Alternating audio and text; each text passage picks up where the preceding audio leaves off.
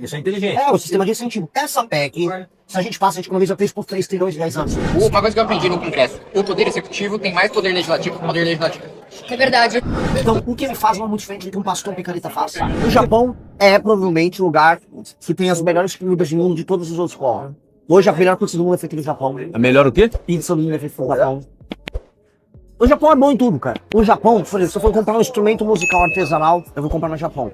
Se eu for comprar um melhor equipamento de filmagem, Japão. Eles levam tudo à perfeição, cara. Esse bicho maluco. Sim. Quando vocês sentam para conversar e articular, o que vocês falam? Nosso próximo passo é... Cara, Não tem muito é mais isso. feeling do que cálculo, do que matemática. Eu te falei no É mais começo. assim, ó, o que a gente tá sentindo que é o rumo, o que a gente tá sentindo que tá funcionando, o que a gente tá sentindo. Tem muito. Teve um que perguntou, não, essa estratégia sua nos municípios não é uma estratégia. Você só vai visitar. Tá lindo, é? É, ele tá fazendo, tá dando certo. Mas acho que furaram muito a bolha naquele negócio do Rio de Janeiro.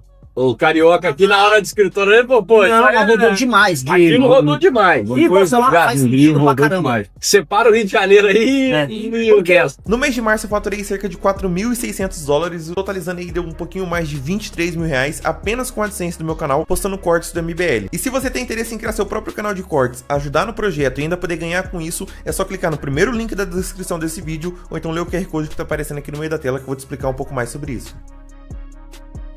Se você dá autonomia pro estado e orçamento, pro estado da Guanabara, igual é Buenos Aires, igual é Xangai, Acaba, né? o Tipo, não é de orçamento Buenos fica Aires. ali, porque você tem que desfavorizar o Rio e você precisa desesperadamente fazer investimento, orla, turismo, etc. O Rio vira uma espécie de uma Dubai. Falando em Rio de Olha o Janeiro. pai da ideia, acabou de chegar. Tudo bem? E aí? Ó, estamos ao vivo aqui pro... Ao vivo não, mas estamos gravando pro The News. E aí? O candidato nosso a deputado. Beleza? Foi você que teve a ideia de separar o Rio de Janeiro. Não, eu não. A ideia é do Renan. Não, mas ele é pai. Mas eu sou embaixador. Ele é o pai da ideia da Guanabara Mística. Guanabara Mística? É, cara. É Que voltar é ao estado da Guanabara. Ah, Que é o Rio de Janeiro voltar com o estado da Guanabara, Ok. voltar a autonomia financeira. Completamente inconstitucional a união dos dois estados, né? Não sei se você tá a parte da questão, mas a gente vai separar, sim. É, Vamos entrar com a DPF, né, Renan? Tem que entrar já. Ó, o deputado aqui pra entrar já. Maravilhoso. mas explica pro Maravilhoso. cara que não sabe nada assim, quão complexo é você mudar um negócio desse. E quão viável é. Quase. O quê? Não, propor uma DPF pra separar o Rio de Janeiro. Ah, não, isso não é do Rio de Janeiro. A respeito é do Rio de Janeiro também. É porque a do Rio de Janeiro é o seguinte, é uma provocação isso aqui. Ao fim do estado da Guanabara, ele não foi feito de acordo com os trâmites constitucionais. Acho que ele foi feito na ditadura, não foi? Foi no meio da ditadura eles terminaram. E simplesmente foi um ato que não tem respaldo constitucional. Mas Então- o que era antes? Não, é porque antigamente era Rio de Guanabara Janeiro quando e era a Guanabara, capital. dois estados diferentes. E aí quando foi pra Brasília, é que Aí o Rio unificou não deixou de ser, né? Deixou de ser o a capital e virou parte do Era estado. o Distrito Federal. era Guanabara, antigo. que era um estado por si só que tinha um orçamento Uhum. próprio. E aí depois mesclou com o Rio, aí o que acontece? Em grande medida, o município do Rio de Janeiro, ele é administrado por gente da Baixada e do interior do Rio. E aí, cara, assim, se o político do Rio já é ruim, imagina o político da Baixada e o do interior. É deplorável. E aí, cara, o Rio por si só, que é um ativo estratégico do Brasil, a maior branding brasileiro em termos de cidade é o Rio. Ele não serve como branding, hoje ele é uma piada. E, cara, o Rio se administrar como branding, ele é a porta de entrar no Brasil pro mundo e é uma Dubai. O Rio tem que ser administrado para ser uma Dubai, mas para uma cidade-estado, autossuficiente, cassino, empresa de tecnologia, tem que ser um paraíso mundial. Startup, o cara se mudar para abrir startup dele no Rio, mora lá. Só que ele hoje é administrado como um ente num estado, no estado do Rio de Janeiro, um ente. É uma ideia que faz muito sentido. E assim, autonomias. Xangai tem autonomia, Buenos Aires tem autonomia, Pequim tem autonomia, né? Hong Kong é uma autonomia. Mas tem uma autonomia. Os senhores me deem licença. Vai lá, Quinzão. Beijou aqui muito, não. Onde é que tá Pontote. a viabilidade de... Só, deixa eu falar dois pontos. Ponto da pauta popular, você não precisa pagar um centavo de emenda para avançar. A nossa principal pauta de segurança pública é combate à facção. Hoje, eu aprovei sozinho o projeto de aumento de pena de furto, roubo e receptação. Mas quando você Eu não fala tinha nada. aprovei sozinho, como é que é isso? O que é isso? Eu aprovei sozinho. Isso significa, sem uma bancada, eu consegui convencer os outros deputados de que era um projeto importante, de que era um projeto popular, que a gente constrangeria o governo. Então é o seguinte, você usa o Centrão, você não é usado. Quando o Centrão está insatisfeito com o governo e quer tudo cá, aprova uma pauta que o governo não quer. Tem a pauta que Você tem que saber a hora de jogar. E a pauta da segurança é perfeita para isso, porque constrange o governo, porque o PT precisa votar contra por causa do discurso abolicionista deles, de abolicionismo penal, só precisa votar contra, e você impõe uma derrota do governo. Né? Então, quando eu falo de aprovar sozinho, é ter a habilidade de fazer isso. Outro ponto, qual que é o outro incentivo dos deputados? Emenda. Quais são as nossas reformas duras? No orçamento. A PEC de equilíbrio fiscal que eu apresentei é o seguinte, né? Hoje a emenda é baseada na quantidade de arrecadação, tá? Receita corrente líquida. Quanto mais arrecada, mais emenda o deputado tem. Então o incentivo dele é mais imposto, é mais arrecadação, é arrecadar mais a qualquer custo. Que ele direciona essa emenda pro município que elegeu ele. Obra no município dele. Emenda nada mais é do que um Pix que ele recebe do orçamento da União. Prefeito. Então, ele recebe um Pix da União e manda. Ele pode escrever. E tem aquele negócio de ser escondido, ele não precisa. Tem dois.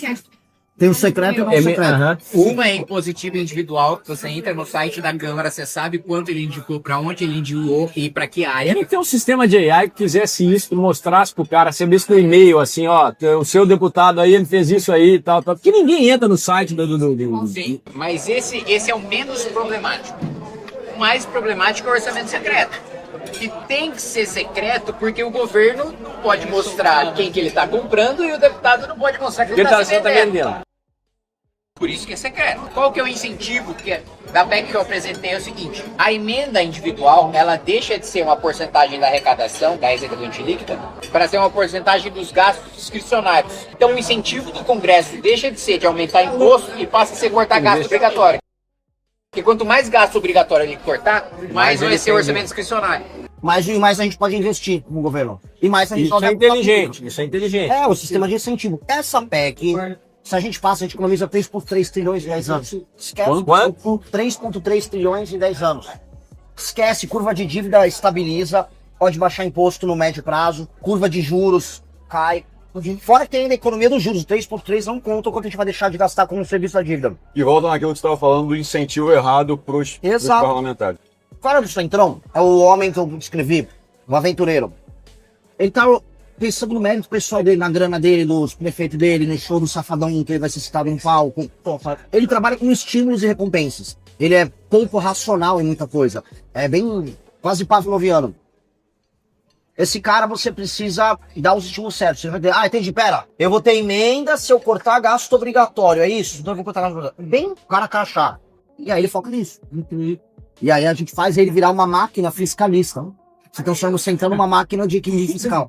Qualquer coisa que mexa estruturalmente no orçamento, só o governo tem força. Uma coisa que eu aprendi no Congresso, o Poder Executivo tem mais poder legislativo que o Poder Legislativo. É verdade. O Poder Executivo tem mais poder legislativo que o Poder Legislativo. Por quê? Primeiro, Legal, Amanda, falar também como a maioria vereadora. esmagadora dos projetos aprovados são do Executivo. A maioria esmagadora não são do Legislativo, porque ele tem um poder de agenda. O Executivo manda um projeto de urgência constitucional, o Congresso precisa votar. Entendi. Ninguém é obrigado a votar um projeto meu. Eu sou obrigado a votar um projeto meu. Quem manda na agenda, manda o que vai ser pautado. Quem tem um canhão de comunicação? Quem todo dia sai de casa e tem todos os veículos de imprensa com microfone? É o presidente. Eu não posso fazer uma coletiva sempre que eu quiser. Eu só consigo quando tiver uma pauta que tenha muito apelo para a imprensa. O presidente da República, se ele quiser dar bom dia e servir café, o presidente serviu café para jornalista é notícia. Então o poder de agenda, tanto do ponto de vista de comunicação como do ponto de vista formal, é muito forte. Outra coisa, qualquer coisa que mexa na estrutura da administração pública, eu não posso nem apresentar, porque é competência privativa do presidente da República, do Executivo. O grande problema do Brasil, em termos fiscais, grande parte dos orçamentos são obrigatórios, boa parte são constitucionais, e eles têm os gatilhos de aumento dele automáticos. Então o presidente não tem espaço para mexer no orçamento. O orçamento já vem todo engessado, aí sobra um espacinho desse tamanho para você investir. Só que como os gastos estão aumentando e uma hora a arrecadação não é o suficiente, você se endivida. Ou fora quando você faz dívida para qualquer outra coisa. E aí você tem que também pagar a dívida. Quando você fica numa situação dessas com a dívida subindo, você não consegue investir. Aí não conseguir investir com a dívida subindo, a perspectiva de pagar os seus títulos de futuro é baixa. Portanto, o juro vai ser alto.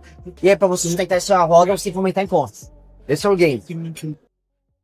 O que a gente precisa fazer é diminuir os gastos obrigatórios e a curva de aumento dos gastos obrigatórios futuro Mas que assim, a curva da dívida futura diminua, e aí a perspectiva pagadora do governo aumente, aí os juros diminuem, aí você diminui... As pessoas vão querer empreender mais e tal. Mas de onde vem a despesa obrigatória? É isso que eu não entendo. Constituição.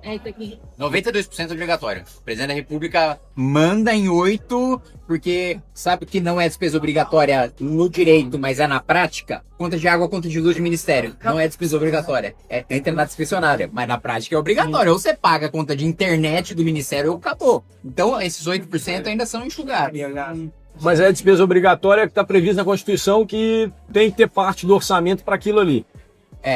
E cresce, e olha só, não faz o menor sentido estar vinculado à receita corrente líquida, porque isso significa que quanto mais você arrecadar, mais você é Você obrigado tem que a gastar. gastar, é isso. Você é obrigado a gastar.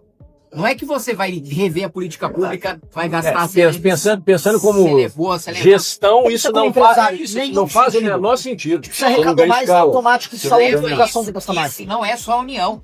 Estados e municípios também. Então, um município que tem muito idoso, precisa gastar mais com um hospital e pouco jovem, ele precisa gastar aquilo com educação.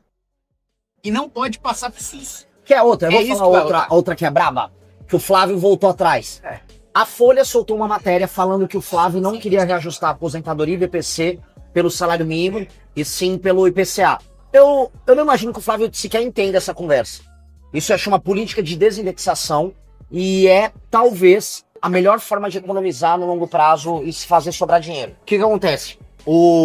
Infelizmente, constitucional, o reajuste da aposentadoria, do BPC, do auxílio-desemprego, e do mais alguma coisa, se dá via o aumento do salário mínimo e não via o reajuste de inflação. Portanto, toda vez que você sobe R$1 de salário mínimo, é um efeito cascata pra tumbar. Se você sobe R$100 salário mínimo, você gasta mais, sei lá, 300 bi, 200 mil no orçamento. Então, toda vez que você tem um ganho real de produtividade, você coloca isso no salário mínimo, você aumenta seus gastos. E aí aquele ganho real do trabalhador vai reverter em juros mais alto e imposto. Portanto, você te dá com uma e tira com a outra. Só que as pessoas têm a ilusão de que a aposentadoria está crescendo por conta do salário mínimo. E não está, você tem um efeito negativo em tudo que é perda de poder de compra. Pois bem, isso está estourando a conta pública. A política para resolver isso chama desindexação, que é crescer os gastos com aposentadoria, BPC e outras políticas sociais via IPCA, inflação. E o salário mínimo cresce a produtividade do trabalhador. Você acha que você é parecido com o Milei nesse aspecto? Sim. E nisso aí, na parte econômica, digo mais, semelhança com o Milei. A gente tem que mandar tudo de uma vez só. Leva o ônibus. Ele fez isso. Joga tudo na mesma e... Tem que atuar o adversário. O primeiro ano é tradicional no Brasil. O primeiro ano o presidente da República é muito poderoso. Eu não acho que o Milei seja um cara tão inteligente. Eu não acho que o Milei... Não, mas não é, cara. Ele é. Assim, cara, Renan, assim... Você não vai falar de si, né? Mas assim... Conhecendo, eu não conheço o Milei a fundo, eu conheço as impressões que eu tenho dele, ele não seria capaz de montar um MBL. Não, ele foi outra coisa. Mas assim, é um professor universitário com... Não tô falando que ele é burro, tô falando ele não é tão inteligente. Ele é um doidaço, cara. Eu penso mais pela facilidade do brasileiro de entender quem é o Renan. Porque o cara médio, acho que ele é um pouco ignorante em relação a pautas políticas. Eu sou meio ignorante. Você dá um caminho pro cara... Porque eu não fico olhando pra política no meu dia a dia o tempo todo. Apesar, assim... Não, mas uma coisa é você não olhar pra política, outra coisa é você não ter capacidade de entender. Outra coisa, tem pessoas que não têm capacidade de entender. Não, beleza. Não mais próximo do brasileiro médio. Você vai dar o que quiser. Sim, eu entendo, mas o que eu tô dizendo é assim, as pessoas não se preocupam com política da maneira como a gente, como vocês que estão na política, acham que elas se preocupam. O mundo é assim. Então, você tem que associar fácil. As pessoas o problema do Brasil é o seguinte, por isso que eu falo assim, o problema do Brasil é que aqui tem muita gente muito burra. Então quando você pega uma pessoa que não tem escrúpulos, tá ligado o Cidadão Kane? Sim, sim. Tem uma hora que o cara fala assim, cara, ganhar dinheiro não é difícil. Se for a única coisa que importa pra você, você vai ganhar dinheiro. Hoje, se ganhar dinheiro pra mim fosse a única coisa que importa, o cara vai, sei lá, vai vender cocaína. Você vai ficar rico. Vai matar a pessoa, né? Não, mas ainda assim, mesmo vendendo cocaína, acho que o cara tem que ter um nível de inteligência pra se sobressair. Não, cara, o que eu tô falando é outra coisa. Acho que eu falando o seguinte, ó. Como no Brasil tem muita gente muito burra, se você pega um cara que é um pouco inteligente e ele não tem nenhum escrúpulo, ele usa essas pessoas pra ficar gigante. E quando ele fica gigante, ele começa a conquistar o respeito de pessoas que não são tão boas. Pra mim, o exemplo mais claro possível é o Marçal. O Marçal, ele era, em janeiro de 2024, ele era uma piada. Ele vai ficar, o cara que pousa helicóptero. É, o cara que é melhor que o É Senna. melhor que o Senna. Aí, peraí. O cara tá lotando estádio, tá fazendo lançamento de curso em que ele fatura 1 milhão em algumas horas. Esse cara tem dezenas de milhões de seguidores no Instagram. Aí sabe o que ele conquista? Ele conquista um picareta nível 2, que não é tão inescrupuloso, mas vai dar uma surfadinha. Aí ele pega um Caio Coppola, que é meio inteligente, e fala assim, esse cara na verdade é um gênio no marketing, velho. Você não tem capacidade pra entender o que ele tá fazendo. Não, eu tenho. Ele tá enganando pessoas humildes.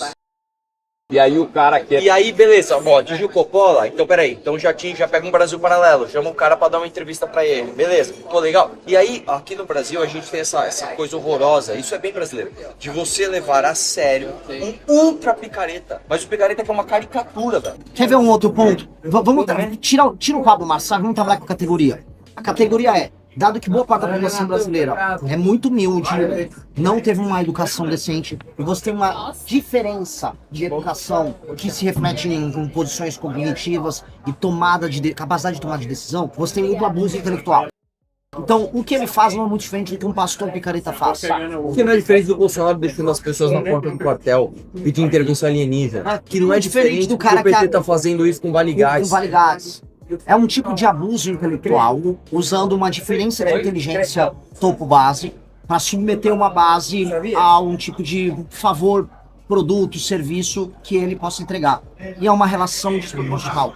Isto é, mas em qualquer nível, eu acho que de uma transação isso existe, até nos níveis altos. A quantificação o cara que... importa. Mas a quantificação importa, que é a diferença Por exemplo, de... um professor vai te ensinar alguma coisa, ele sabe mais do que você. Eu sou um professor de engenharia química, você não é? Você me paga, eu te ensino, tá certo? Isso aqui é uma transação de conhecimento. E uma transação financeira vai ser igualmente benéfica para ambas as partes. E não tem problema nisso. A questão toda é que a partir do momento que há uma disparidade do... que você percebe que a relação é abusiva. Pagamos? E outra coisa, nações altamente desiguais, as pessoas precisam criar sinais externos de riqueza o tempo todo para demonstrar que você não é o abusado. E aí você fica numa posição de abusador. Por isso que o político no Brasil, ele quer parecer muito rico, muito pica. E então, o cara associa poder a dinheiro, e aí uma coisa leva a outra e o cara vai na política para enriquecer. Muito primário, cara. Gostou desse corte? Comenta aqui embaixo. Não se esqueça de deixar o seu like, se inscrever no canal e ativar o sininho para receber todos os vídeos.